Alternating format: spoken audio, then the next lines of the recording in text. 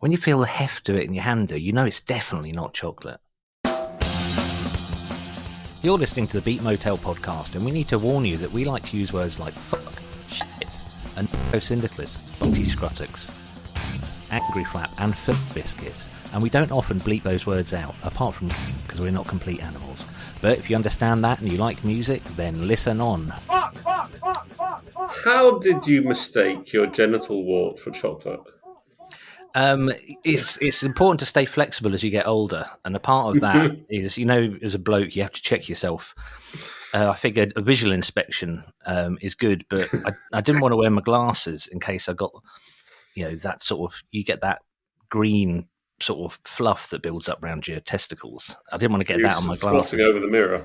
Yeah, I was squatting over the mirror, and I thought, I'm flexible enough just to bend right over and do like, it was like scratch and sniff, basically. Welcome to the Beat Motel Podcast, which is nominally about music. I listened to the last one. With Ollie. With Ollie, and you were so mature, you guys.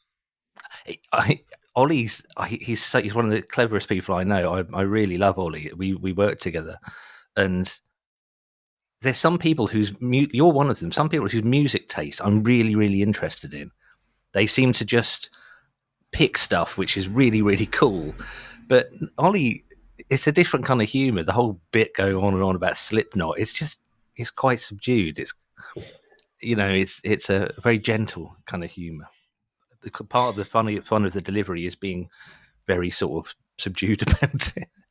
Anyway, yeah, cool. So you listened to it. What did you think of his choices? Oh, I like them, but I was also I was a bit jealous because it was a topic I wanted to do. No, we can still do it. Andrew, you. I know. I did know that, and I thought, no, you and I will still do it because it'll be completely different. I'll come up with completely different, different songs. But it was interesting because it was a really easy one. It was one of those topics where I could have done 50 songs. I think it is. I think it is easy. It is an easy one, but therefore it's sort of quite hard to choose those moments that really are profound, I guess. Rather than changing like your thoughts a little bit, what changed your thoughts significantly, but what's not obvious. Keep your powder dry because we will do this. In fact, let's do it next week. I want to hear your riff of the week. I want what I don't want when I don't need it.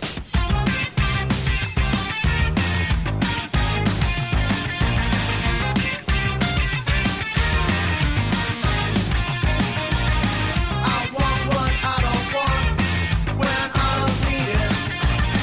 Don't want what I don't want to repeat it.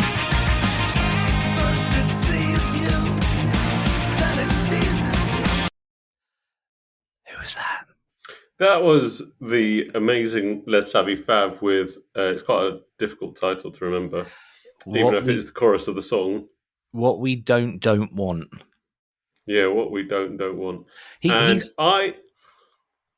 They're fucking back. I didn't know this. They released an album early last month, and it had been covered in all this sort of soft, all the pitchforks and all these sort of things, and I don't look at that shit, so I don't know what's going on at all. And it's one of the best things they've put out. It's genuinely one of the best things they put out. And that riff, that track, that opening is probably the sloppiest, but also one of the coolest Gang of Four type post-punk stuff that I've heard for a long, long time. I like the way it starts. It just goes bah, and instantly, just going to play the first few seconds. There's instantly a fuck ton of stuff going on. I want what I don't want when I don't need it. It's just okay. It doesn't just start. There is a bit of a build up, but there's instantly like loads of things to draw your attention in it. It's really cool. I think. I like that the bass and the guitar are not doing exactly the same thing, and it is that sort of there is that angular aspect. It's an angular post-punk riff played but not in an angular punk, post-punk style. It's more played, I guess, in a like a indie style. They were always a band that was sort of fascinated me because there was a part of them that always seemed, particularly the drummer and bassist, always seemed stuck down in punk, particularly sort of American 80s punk stuff. And then the guitars and the vocalists sort of do what they want to do over the top of this sort of really solid foundation. Hearing that, I've been thinking a lot recently about just how important Talking Heads and I can see Talking Heads in there as well, very easily. Oh fuck, Brian Ferry's band. What are they called? Have I forgotten this? Roxy Music. Just how important they were. But no, I know what you mean. It's got the really staccato, almost sort of late punk thing. Yeah. But it's also slightly sloppy and fuzzy around the edges. It's really cool. Yeah. We talk about, well, Les Savy Fab is one of those bands that's always going to come up because we both like them. I've got to say, I never really listened to them on record, and I need to. Oh, the new albums. I would say the new album. Just go for the new album. You don't have to go back and like listen to their other stuff. This new album stands out as good as anything they ever put out. And they've just, as my daughter would say, they've just chef kissed. Chef kissed. No, that's not right. Is it chef's kiss? They also, it made me wonder, is ATB back as well? Because they were in the UK, they are like the ATP band. It's synonymous with ATP, aren't they? Like, what do you need for ATP? You need bad organisation. You need bands doing their own merch stalls. You need shitty accommodation, and you need Les Savy Fab. That's it. Les Savy Fab and sadly Shellac, which is no longer possible. Oh, of course. No, right. I see what you mean by sadly. Yeah. Sorry, the coffee I've just had is really strong. I feel like is it red? When people sort of go into bullet time in the Matrix, and suddenly everything around them seems really slow. It feels a bit like that. I always thought that was a panic attack when I felt like that on coffee. Well, yeah, same thing, but it's it's perspective, isn't it? It's kind of going, no, it's not a panic attack; it's a superpower. There's such a good program to watch. You find it on. Can you get the Channel 4 app in Finland? We're not allowed to watch English stuff. Well, we won't discuss the legality of how you can get around that. But there's Channel 4 doing a thing called, it's like Walks with Bill Bailey, and Bill Bailey is going rambling, and they're all good. I mean, every single one of them is really good, and they're not sort of hagiography type things. They talk about some quite difficult subjects, but there's one where Bill Bailey is on a walk with Shaun Ryder from the Happy Mondays, and it doesn't matter if you don't really remember him from the day or anything. It's just one of the best and sometimes funniest things I've seen for a long time. But he was saying about panic attacks. He was saying he didn't have his first panic attack until his 50s because he was a heroin addict the rest of the time. He's like, good thing about heroin is you don't have panic attacks. But yeah, he was like a heroin addict from when he was like 14 or something. It's absolutely wild. But it's also, that episode particularly is really lovely because he's got no filter, Shaun Ryder. You get. It bugs me when people say, oh, what you see is what you get. I think, no, that means you fundamentally misunderstand human relationships. But some people, possibly me included, just don't have a filter. It's just not there. And Bill Bailey, he takes Shaun Ryder to a bird hide, and they're trying to, do bird watching. And Bill Bailey's doing a piece to camera outside the hide, and he's going, blah, blah, he's just talking about Shaun Ryder. He goes, I'm not sure how many birds we're going to see, because then you hear Shaun Ryder, who's in the bird hide, just talking to some random woman, like, blah, blah, blah, blah, blah. Like his voice is permanently like 100 decibels. It's really hard to explain why it's so charming, but yeah. I recommend. Really didn't sell it there. Is there a care in the music community aspect to it? It's Bill Bailey being Shaun Ryder's carer. Yeah, it's wonderful. It's nice. It's not mocking anyone. It's very pleasant. It's like the Paul Whitehouse and Bob Mortimer fishing thing. If you ever saw that, it's this very similar kind of tone. Les Savy Fab. I apologise if I'm starting to become repetitive on. I'm not apologising on. I give a fuck if I'm getting repetitive on this podcast, but. Tim Harrington, the singer of Les Savy Fab, I think he's got one of the biggest disconnects between what a voice singing voice sounds like and the singer's appearance. Because his voice sounds, it's powerful and it's good and it's accurate, but it's quite high. Does that make it alto? Makes it quite high, and it's quite pop. I think his voice is really poppy. Then when you see them live, or you see a picture of Tim Harrington, he looks like a 70s wrestler from the UK. He's big, tall, massive beard, bald head. Literally, if he was on The Voice, is it The Voice where you hear people's voices and then you're asking the wrong person? Why am I the Masked Singer? Surely, I don't know. Even I don't know what I'm talking about, but I think he'd surprise people if he was on reality TV. I think he'd surprise us if he was on reality TV. I think he'd surprise himself if he was on reality TV. I wonder I'd wonder if he would do that one where, have you seen is it called Naked Attraction or something, where people stand there with their lad out. I always think that's such a weird thing to do. I've never seen it. I don't want to. Oh yeah, I've watched it a few times. It's sort of a morbid fascination. It's a bit car crash. It has that car crash TV quality to it. You want to look away, but also you might see something you like, and also you might sort of. There was a thing someone said when they were saying. It doesn't. In a weird way, it doesn't. It makes most sense, or it makes a lot of sense in countries that are a bit stuck up about their bodies, which I think the UK is. In Finland, it doesn't make sense because everybody's in the nip anyway. Once they get to the sauna. I've said it before, and I'll say it again. I'm surprised how many penises I saw the first time I went to Finland. God. My problem is that you walk around the shower room and you're keeping an eye on your child, and your child's head is the wrong height. Essentially, that's horrible. That's absolutely horrible. I'm not hitting my head in a Rain Man type reaction to that. My headphones are playing up. Ugh. Do you know, I was reading something yesterday, and scientists officially don't know why human beings have their testicles on the outside. There's no logic for it, and it was thought for a long time that it's to keep them cool. We're not designed, are we? Well, so we evolved. But why does there have to be a logic for it? If we're not, Yeah, the point I'm going to come to that is related to that Naked Attraction show is that one theory is that when everyone was walking around in the nip, that seeing testicles was a primary sexual attractant. The same thing that caveman theory dictates that women with big boobs, would and wide hips, like that will be a good person to breed with. That it might have been the male equivalent, which would have some weight to it if testicles had anything attractive about them at all. At all. I always think about the Red Dwarf had one of the greatest lines about the imagery of men's genitalia, which is that it? The last chicken in the shop look.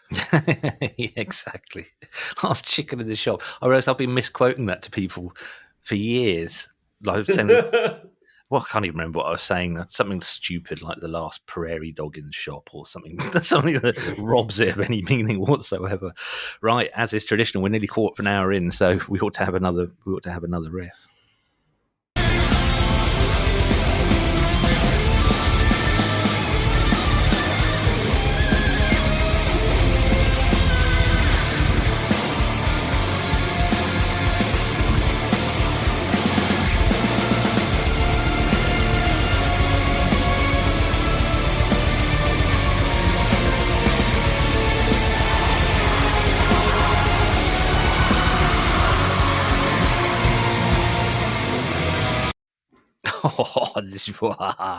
That is Aquilus with Into the Earth. Have you heard of Aquilus? No, they. Who are they in this? I know very little about them at the moment. I think it's one of those things that you get in metal, which I'm not a fan of, which is actually one person. The one-man band thing. Yeah, I don't know. I don't know how I feel about that. I think having other people in the band. Freddie Mercury summed it up in Bohemian Rhapsody. He said, when he did his solo album, he said, I had a room full of musicians who did exactly what I told them to. which was awful. And, I think that having somebody else in the band who'd go, what is that? That being said, this album is phenomenal.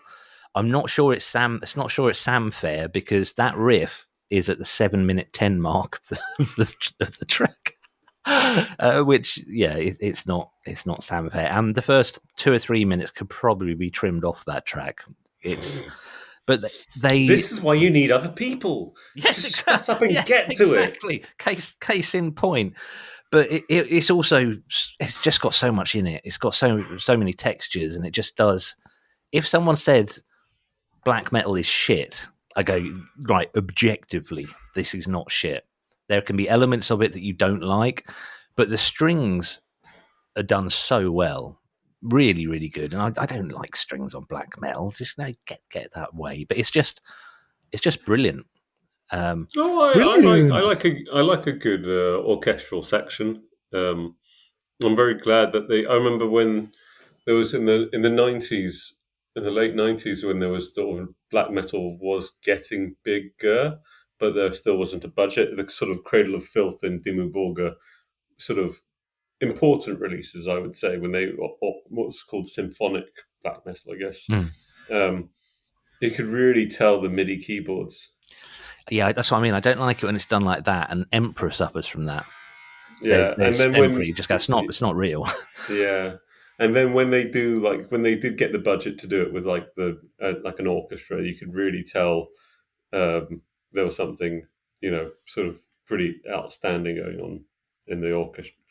Just it adds but there's an interesting aspect too of this is going down so rock and roll is obviously just a sped up version of the blues, and as metal sort of and there's an argument, some people would argue that Black Sabbath are more of a hard rock band in that sort of blues vein than they are a heavy metal band, and some people might argue that actually heavy metal is sort of is basically the removal of the pentatonic scale, the blues scale from sort of guitar rock, really, in some cases, in some ways. And what you're doing is inserting sort of classical scales and classical trends into that, and it makes it more European. Oh, it makes it okay. more white.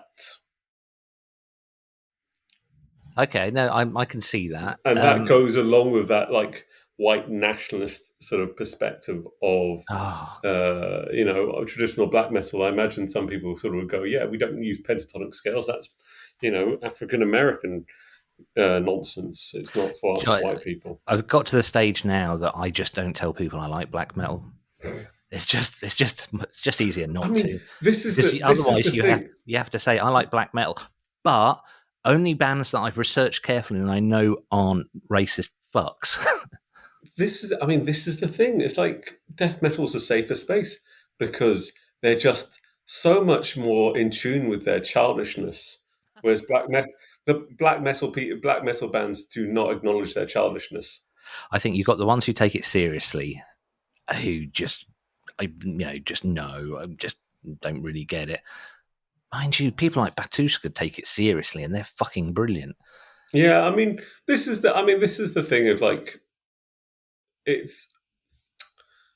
like every single form of music, there's fucking right wing, Nazi punks as well, and they can fuck off, as the song goes, and. Final thing on that is just a particular. What I was doing there was just saying that this is a particular reading you can have of that sort of symphonic sort of style of things. I don't think someone like Danny Filth really gives a shit one way or another of like for the white nationalist rhetoric bullshit that goes on behind that. I think he's at the end of the day a magician. He's probably a magician as well. He probably does card tricks. But he's the idea of Danny Filth going, "Look what's behind your ear, it's a coin."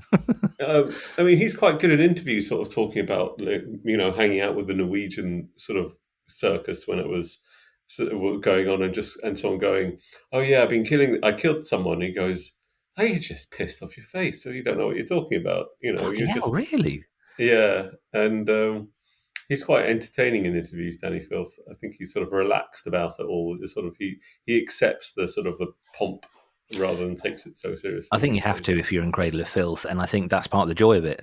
I'm not really a fan. I've tried, but I think it's very knowing. It's that self-aware kind of metal, which that works. But speaking of humorless Norwegians, final thing I'll say about the orchestration on the Aquilus album, it's so good that a lot of the album is just the orchestration. You know, there's no guitars and stuff, so it's a really interesting blended thing. But speaking of humorless Norwegian black metalers, did you watch the Page 5 video I sent you a link to? It's called "How to Make Norwegian Black Metal." I saw it a few years ago, frankly. Oh, really? The guy when he was on it, he did a series of really. I think he was, as far as I could figure out, because I got into his stuff quite a lot. It was basically this is stuff called Page Fire on YouTube, and he did these sort of guides to how to make how to make certain underground styles of music, essentially, particularly extreme metal. The noise one's good. Punk, yeah, and he's really it was very closely observed, but it also struck me as sort of looking at the wider world he was involved. This is, I don't know, some guy who's very, very skilled. Actually, I'd say a very skilled songwriter, but also like hanging out with. I don't know. It reminded me a bit of this is a high school. This is a university project, and really. Yeah. Look at the world around him. He had a friend because Page Fire isn't just this guy. He also had like a friend who did like book reviews or fantasy book reviews. Never heard of him until recently. But I mean, those series that he did, it was brilliant. But everything around it was a bit thin, I had no idea. Like you could tell the production. You could tell his friends weren't, up to his scratch. He was like the clever boy behind. Oh, he's definitely the clever boy because he explains in musical theory terms, and then, as you say, each video that I've seen, he makes a song. He does a song in the style, and the Norwegian black metal one's a pretty decent song. They're all good. They're not like. I know he's trying to make a pastiche on some, but his quality clearly shines through. But I sat down to watch the How to Make Norwegian Black Metal, and I'll add a link to it in the show notes. And I sat down with my wife, and I was like, right, let's see what direction this goes. And within the first few minutes, it mentions mayhem, and I'm like, fuck, right. Okay, well, let's see how he's going to make this funny. And he does, which I think, wow, what a feat. I mean, anyone listening to this who doesn't know about black metal and doesn't know the mayhem story, I'm not even going to say go look it up. Don't give it any air whatsoever, but watch the video. That's all you need to know. That's all you need. Right, we ought to talk about what our theme is this week. What is it? Oh, what is it? I have to look at the list again. It is songs about being musicians. Yay! It's a big thing to. It's like I guess there's a theory of write what you know, and a lot of musicians do exactly that. Right, let's start with your first track then. Our band of scientist rock. But I was E. Bloom, and Richard Hell, Joe Strummer, and John Doe. Me and Mike Watt playing a guitar.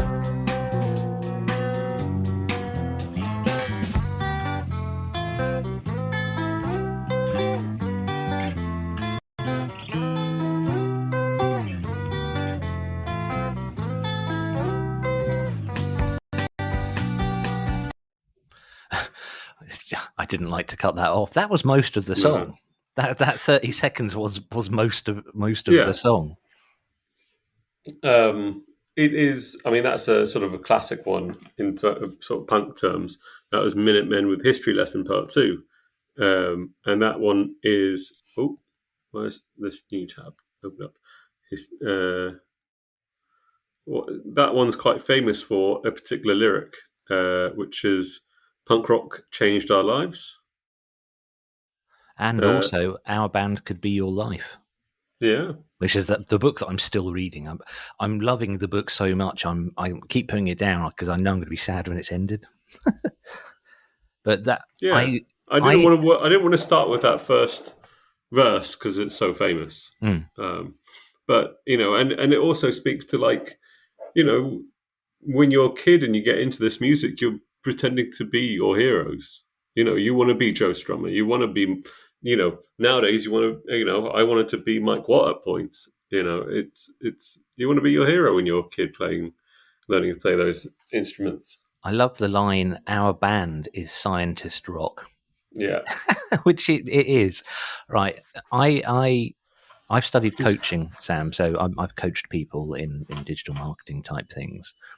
And one of the things you do in coaching is you give people, if people say they're going to do something, you hold them accountable to it. You say, when we next speak, I'm going to ask if you did that thing. So I am going to say to you, I am going to listen to the Minutemen. I'm going to listen to the whole album. Because every time they come up in conversation in my life and in this podcast and in books I read, I think I need to listen to Minutemen. So I will do that. You can hold me accountable. Incidentally, I completely missed Mike Watt playing in Colchester a few days ago, which I was so burnt out and so tired. I just could. It was one thing too far. For whatever reason, part of getting older is just knowing when to draw a line and go, I need to rest. But my friends Ecto Peach were supporting Mike Watt at Colchester Arts Centre. Now, I apologise to them for wrong. I'm not sure all of them know who Mike Watt is. And the guitarist Matthew. Oh, well, the guitarist is Matthew, who's given us. He gave us the theme of bands becoming punk. It's him. I don't know if he will know him because he listens to the podcast, so he will have heard us talking about Mike Watt loads of times. But I'm not sure if the rest of the band do. And I've only had little snippets of conversations with the bandmates. They adored him. I mean, like, would they want him to be their uncle or their dad level of adored? Oh no, I remember seeing Mike Watt at the Prince Albert in Brighton. Dude is, I don't know how old he must be. He's in his 60s nowadays, and he was struggling. This is a pub venue, and the venue was upstairs, and he was struggling up the stairs because his knees are gone. We offered to give him a hand if he needed one, and he said, "I'll just take my time." And the dude grabs a chair and he sits and watches every single band. That's just so cool. Yeah, he's the embodiment of what 80s American punk rock should have always been about and should always be about, I think.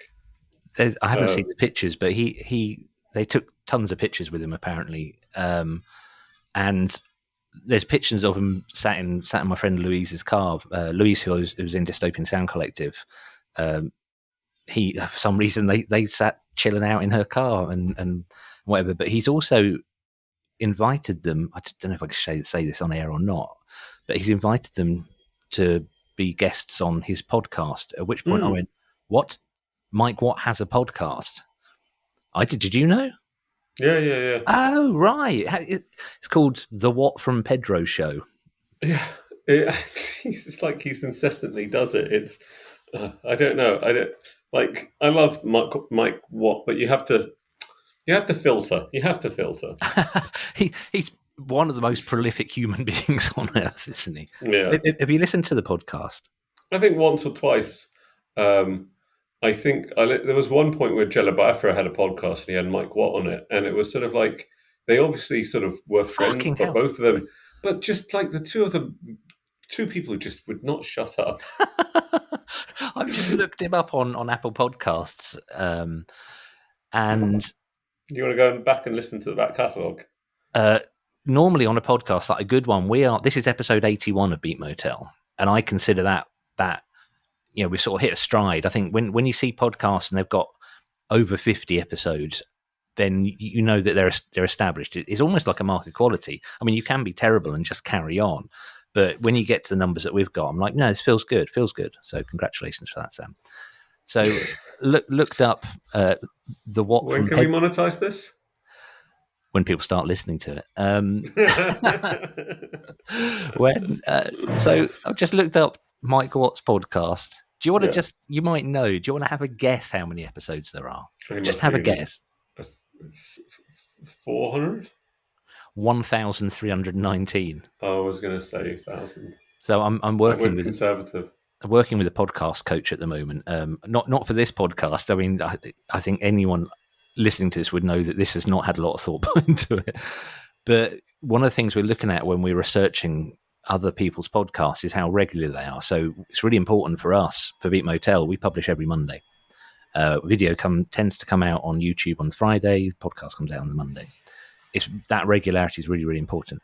Mike Watt published on the 7th of May, the 5th of May, the 1st of May, the 26th of April, the 24th. It basically publishes every 2 days. Yeah. As you say, oh my God, 1,319 episodes, and it's only been rated 24 times. Just those numbers are insane. He's not a man who cares about, he's punk rock. He doesn't, he's not, I think he's doing it because he enjoys talking to people. I don't think and he enjoys experience. It's the only reason to do it. We don't. So I'm working with a coach, but I'm getting myself to the stage where I've helped other people set up and run podcasts, and I really, really like that. And it's something I want to get better at. But the only reason you should do a podcast is because you like doing it. I mean, the idea of us monetizing this is just each time we say it, we both laugh. So right, we've done. But we also wish we could. Oh yeah, also wish we could. Absolutely, I'll have adverts on here. I don't give a fuck. Right, we've spoken. It's such a brilliant. I love it. There's a podcast I really like called The Wolf and Owl, which is Tom Davis and Ramesh Ranganathan. And I genuinely adore it. It's really nice, but it's just two stand-up comedians and actors basically talking. And they did one, and they do that thing on podcasts where the hosts speak, they say the advert, or there's clearly they've recorded it rather than just being, which is really good. It's adds so much more authenticity.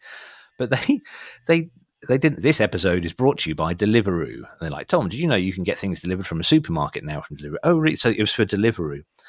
And it's an hour-long podcast. About the last 20 minutes of the podcast was them both complaining about Deliveroo.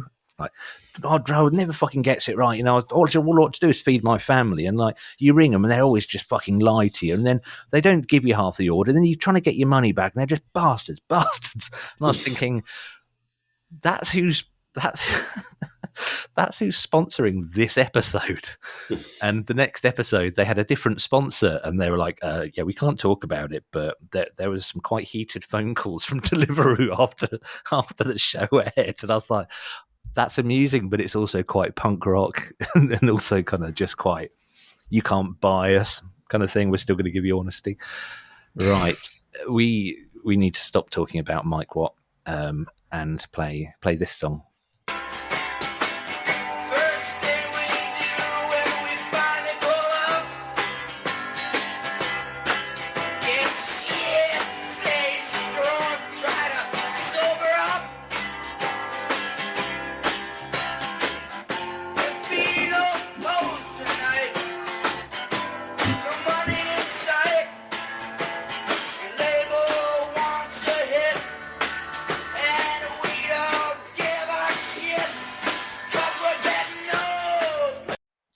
Oh, Sam, who was that? That was they were replacing something. Sam's wandered off.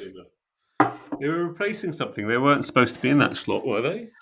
It's the replacements with Treatment Bound, which I just this had to go on as soon as we decided.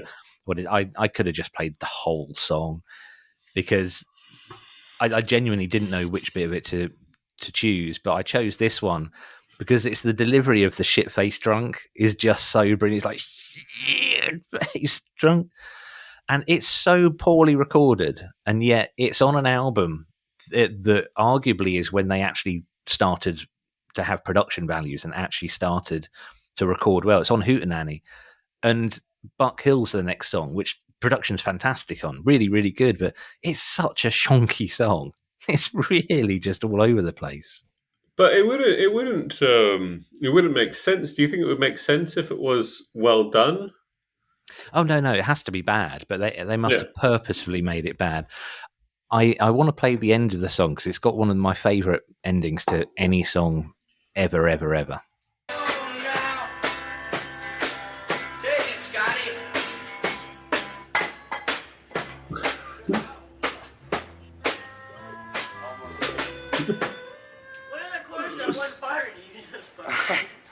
Fucked them up. I love that. Fucked it up.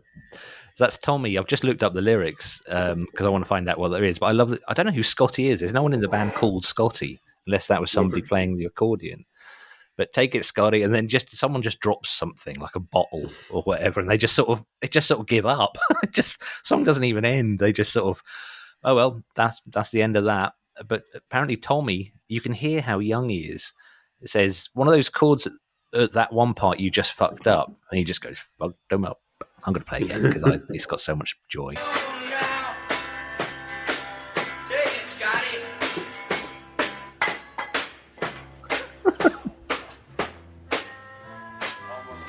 You just give up. That's it. Fuck them up. Fuck them up. So you can hear Tommy must have been 16, He's so 17. young.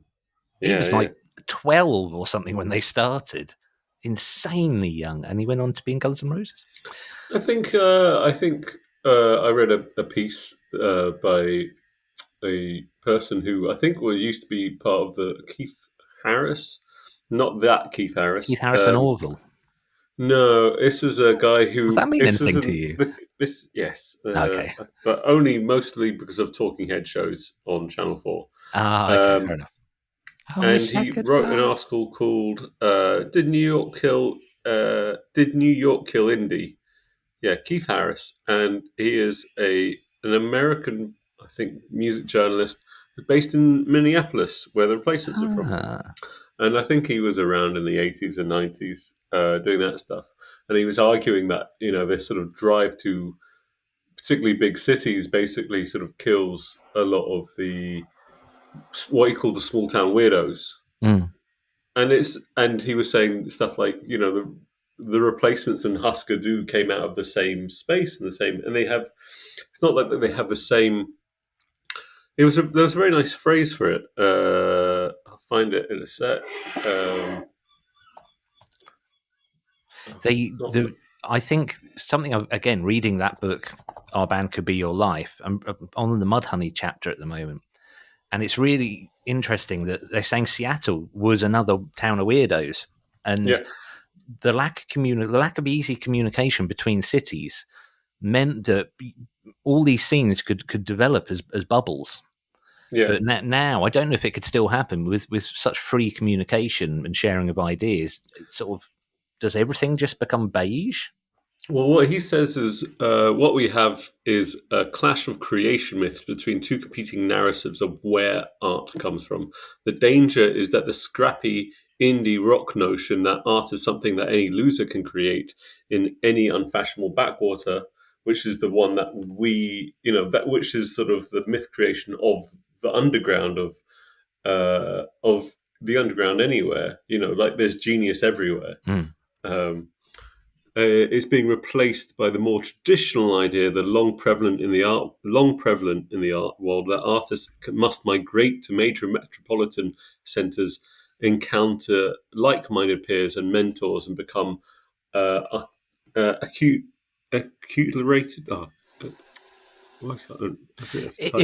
It's a really good point. Acculturated. I was told by someone who owns the studio that I still rehearse in now. It's owned by someone else now, but the guy who originally owned it, I've been rehearsing this since 1993. Fucking hell, that just hit. hit hard, nearly 30 years. No, Sums. Oh, I don't fucking care. That's not important. And he was a grumpy bastard. I mean, we recorded with him. He would throw stuff around the studio because we frustrated him so much because we were so bad. And he came in a foul mood once, and he sort of stood there, and he'd always meet us to unlock, and he was like stood there just scowling at us, and we were just getting ready. And he was like, you guys only fucking, you don't mean what you do. This band's completely pointless. You don't mean it. And I was like, well, no, we don't. But he said, if you were serious about music, you'd dump your girlfriends and all move to London.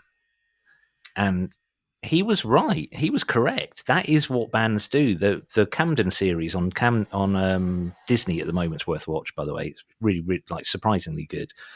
And he's right. But in that's where the beigeness comes, which I guess is the argument of that article. If everyone in the country heads to London to hit the big time, you lose the individual magic that a small town can create. Yeah, I mean, I would also. I mean, what this guy says is.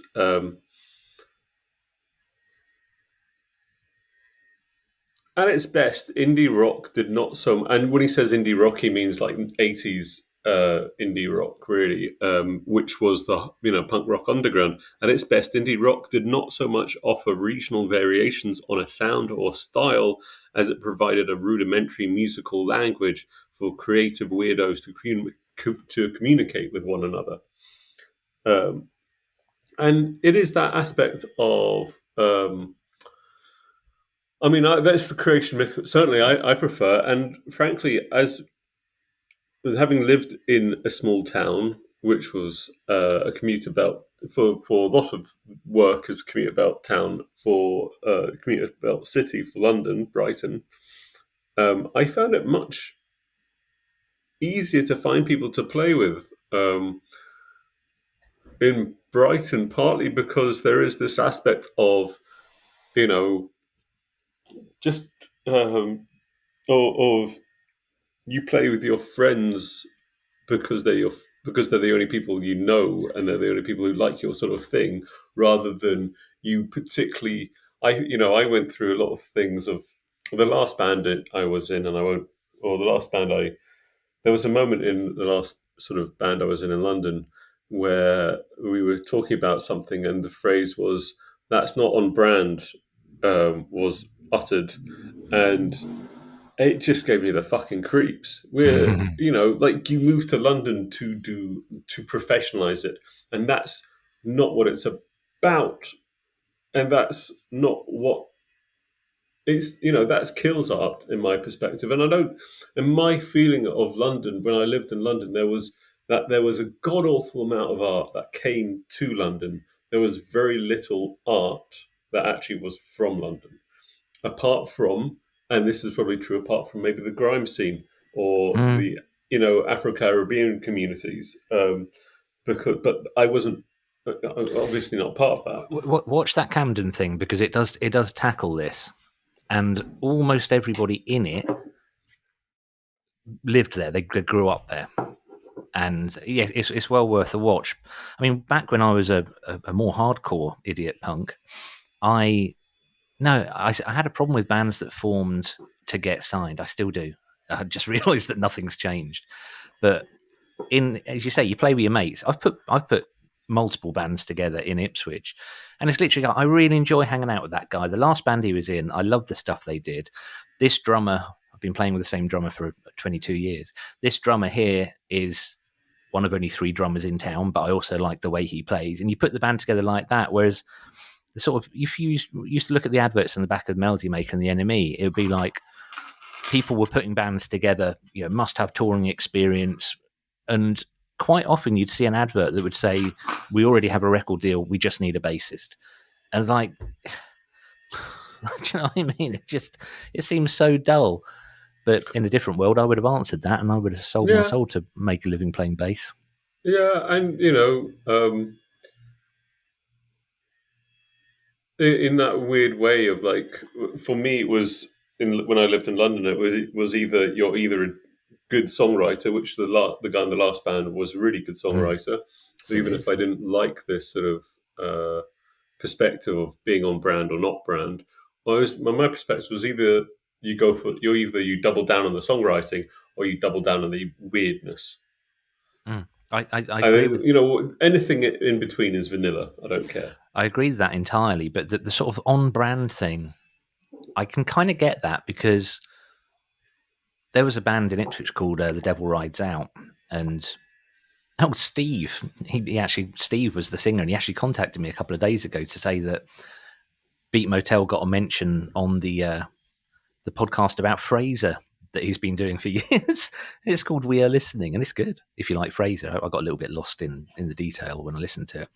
But him and a couple of other friends formed a horror punk band called The Devil Rides Out. And for stuff like that, what I realised at the time, because they had such a clear idea and they gave themselves such boundaries on what and wasn't on brand, it meant that audiences instantly understood what they were getting. It's that. But and I've got a lot of time for that. I mean, fuck's sake, that's what happens in types of metal. We're black metal, so we don't include instruments. Although I'd like to hear that. We ought to play another song because we've played piss all so far, so I'm going to play this.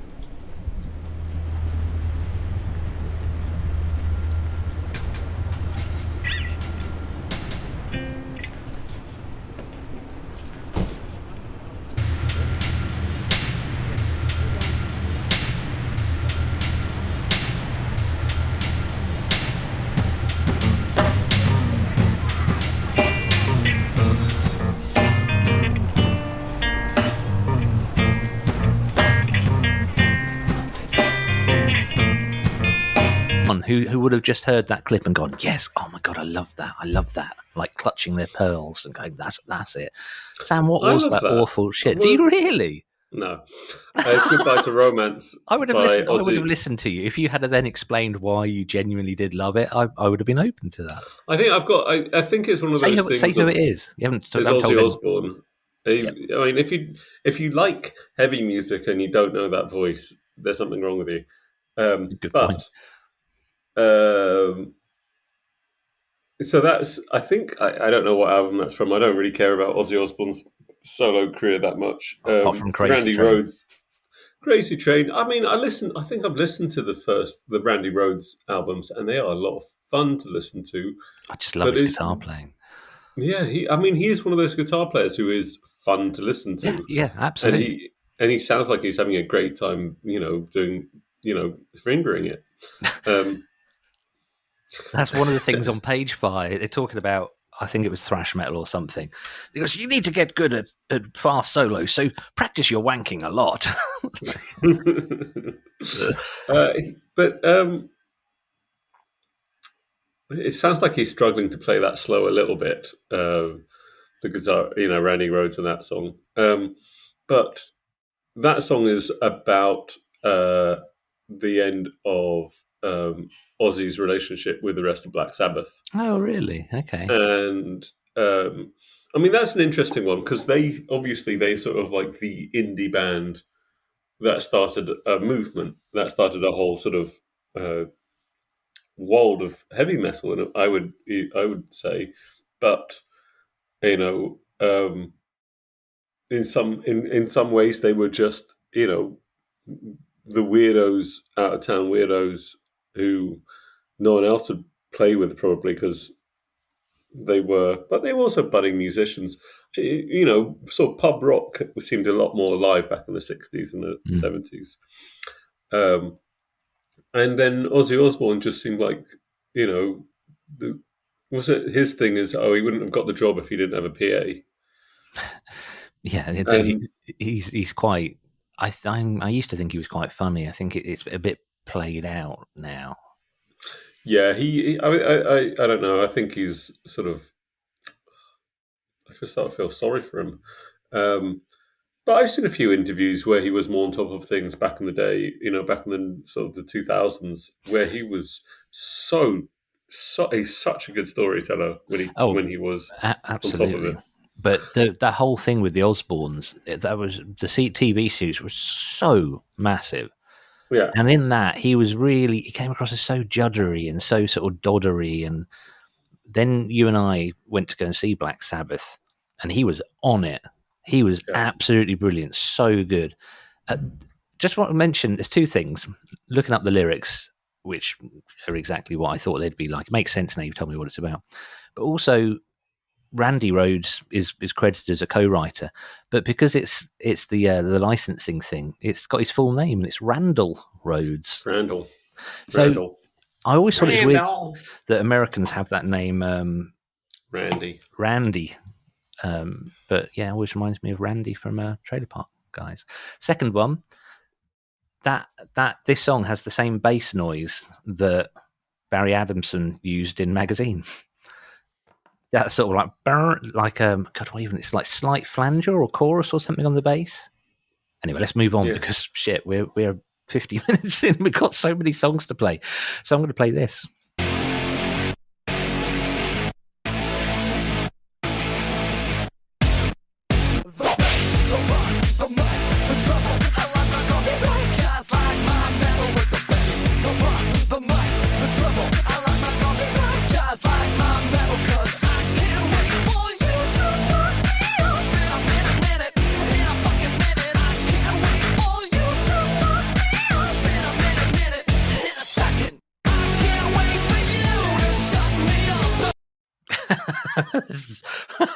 Your face during that was mindless self-indulgence with Shut Me Up. Do you think they like Sparks?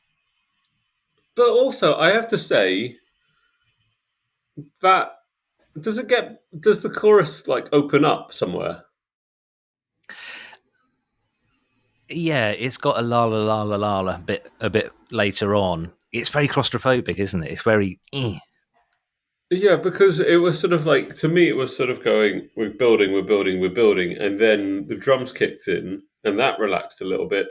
But the fact that they didn't do like a key change or chord change or anything like that to sort of open it up or relax it out or anything like that just sort of made me go, oh, that sounded really, we've got another theme, great intro, shit song.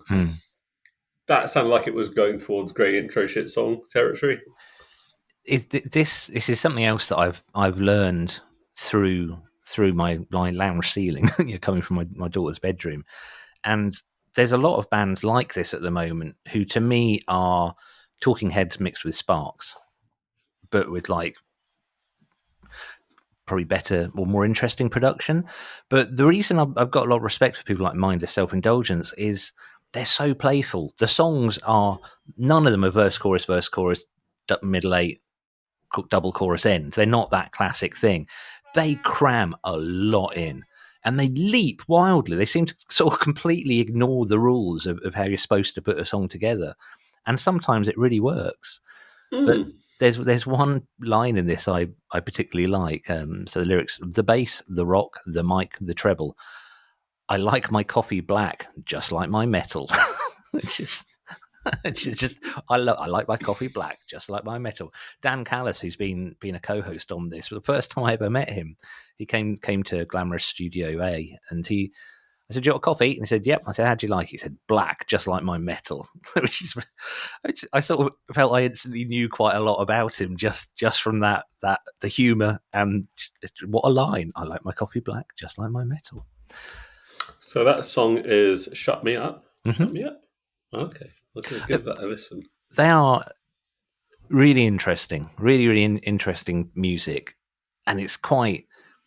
It sounds to me like music written by someone who's very, very young.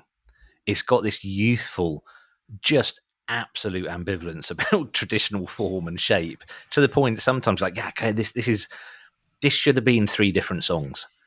Do you feel like maybe they should have?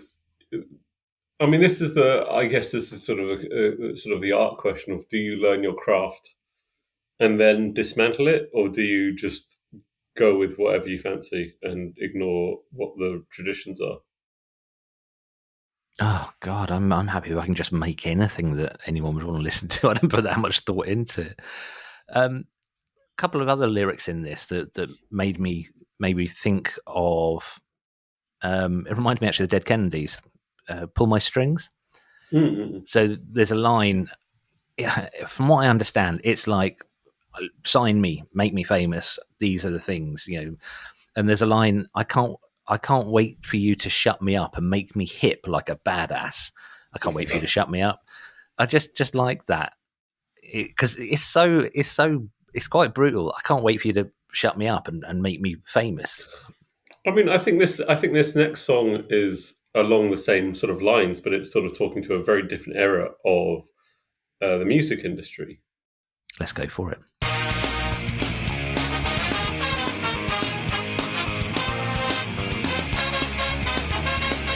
No more flipping burgers, putting on my silly hat. You know I don't want that no more.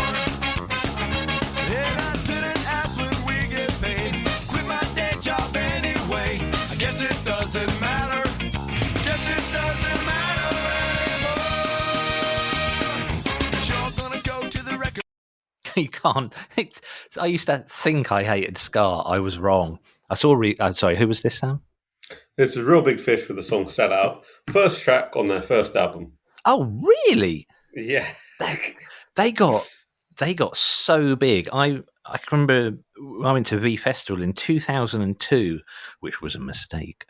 And as we got into the arena, Real Big Fish were playing, and I can remember literally going, sellouts, without ever having really listened to them at all. But it's just because they were a band that a lot of people talked about on punknews.co.uk when that was a thing.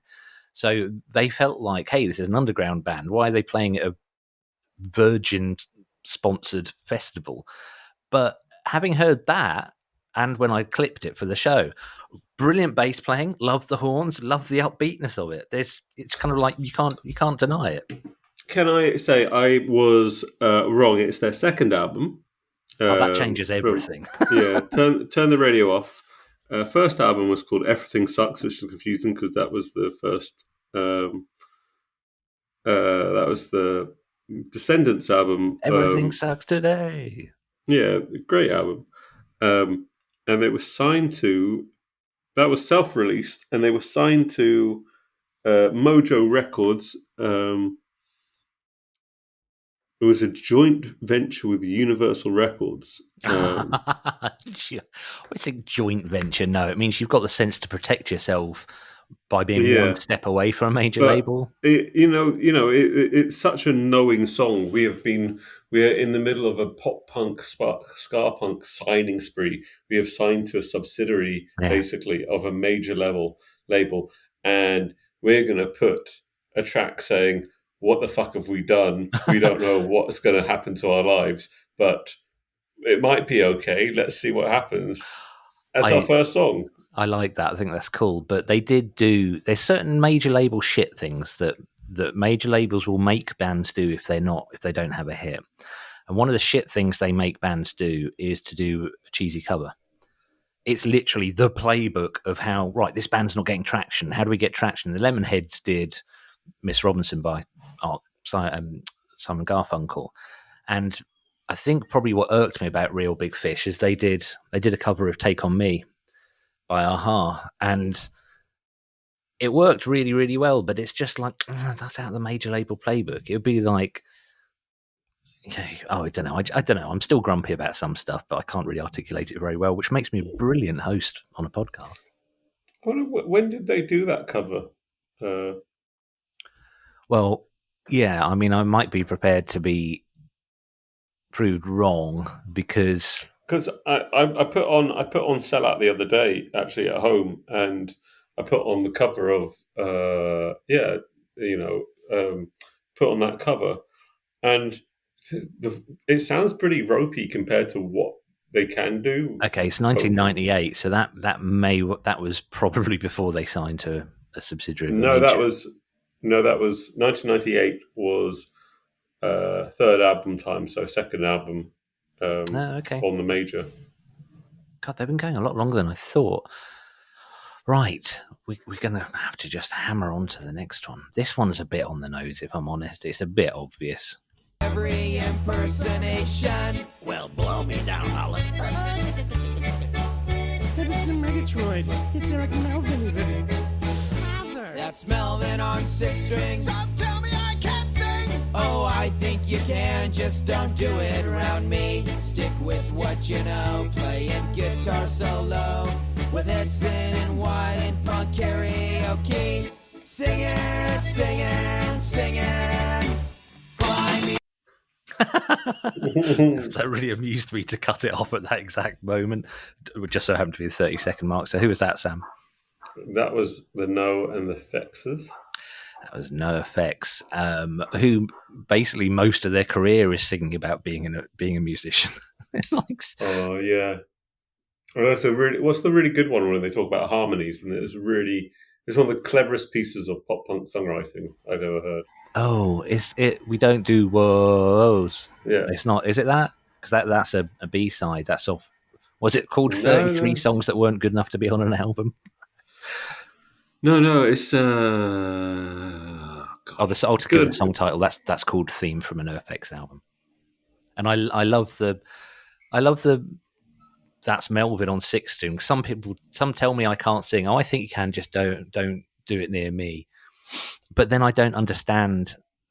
Oh, I don't understand the next bit. It's playing guitar solo with Hetson and Morton punk karaoke. I always thought it was just saying stick to what you know, playing guitar solos. I'm saying he doesn't play solos; he's the rhythm guitarist. Yeah. So what else is there? Oh, there's also I'm Timmy the Turtle. I'm not. It's I'm Liamore from Scotland. So give me haggis. Please play this song on the radio. That's it. We wrote this song. It's not too short, not too long. It's got backup vocals in all the right places. It's got a few oohs and ahs. It takes a little pause just before I start singing. Before I sing the anthem.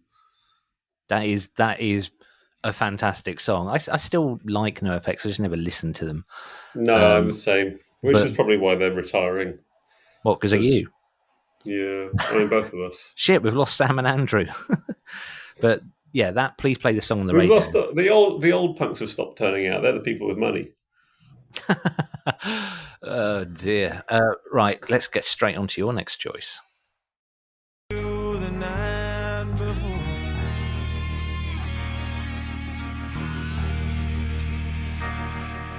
But your thoughts will soon be wandering the way they always do. When you're riding 16 hours, there's nothing much to do, and you don't feel much like riding. You just wish the trip was through. Bourgeois complaints. Who was that, Sam? That was the Meet and the Alicas, who are playing Helsinki this weekend. Actually, oh really? You're going? Yeah, no. Right. I'd go if the support bands were better, but the support bands are shit. So who are the supporters? I don't know. I'd go if Five-Finger Metallica Death weren't Punch playing. and Metallica. I mean, I saw when they put out Death Magnetic, they did a promo thing where they played album release shows in Berlin and London, and they released the tickets for £5. That's very cool. I was with you when you got Death Magnetic. Were you? We were at your mum's apartment in Hove, and I think it came in the post, or there was something you hadn't heard it at all. And we were having breakfast with your mum, and you're like, I've got to put this on. And I can remember you putting it on, and your mum basically going, turn that shit off. Like, it was like a lovely little scene of like, as if you were still a teenager blasting your music out. And you didn't switch it off, and we listened to it. I can't remember that at all. I do remember as a teenager CD when player was up on a high shelf, I remember. Yeah. I do remember as a teenager, I was playing Megadeth once, and my mum came in and went, oh, this is good. Who's this? And ever since then, can't listen to Megadeth. She ruined it. Yeah. Oh man! No, this is a song. This is Turn the Page. It's actually a Bob Seger song, and I have to say I listened to the best version is a live album by Bob Seger, but I chose the Metallica version because I wanted to torture people a little bit. It's so ploddy. It's ploddy, and when you think about those great moments where you have this sort of like, I don't know why that introduction could have been so much better. It's just like there's no like gentleness around it. They could have gone from being really quiet and really, whereas actually it just sort of goes like that, and then it goes like that. In my journey through discovering Metallica, that would be a bus stop that smelled slightly of piss.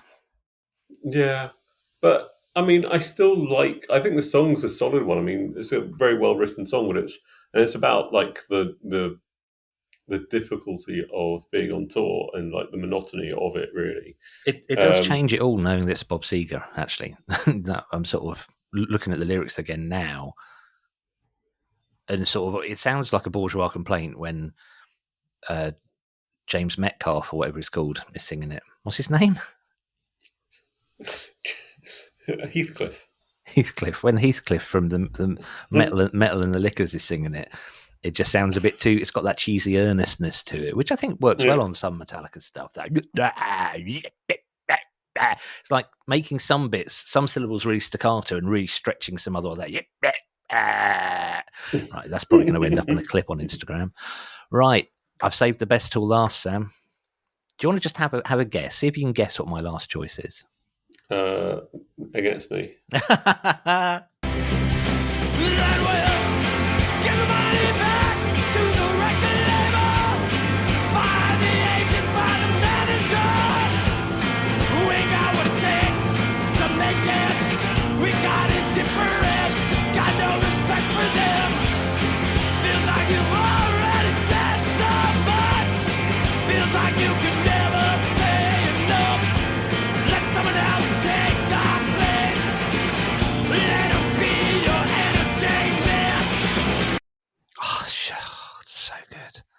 So that's against me with even at our worst, we're still better than most. And then for some reason in brackets, the roller.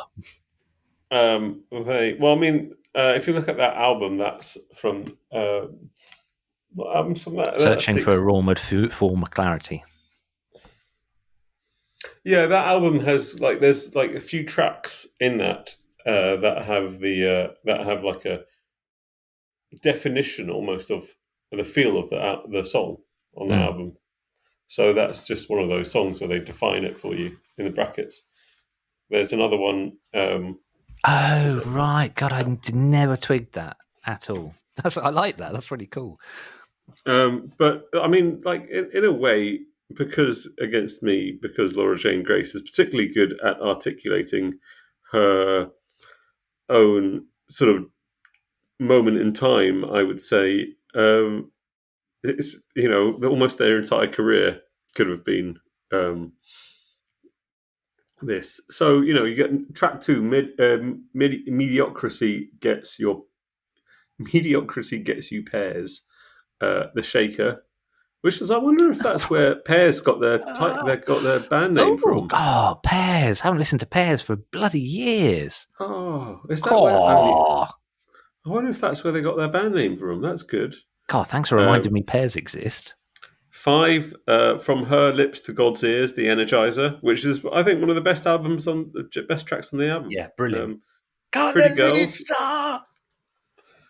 Pretty Girls, The Mover. I'm going to look up the list now because I never twigged that. That's brilliant. It's a really loose. Maybe they were sort of going, let's try and do something with different feels.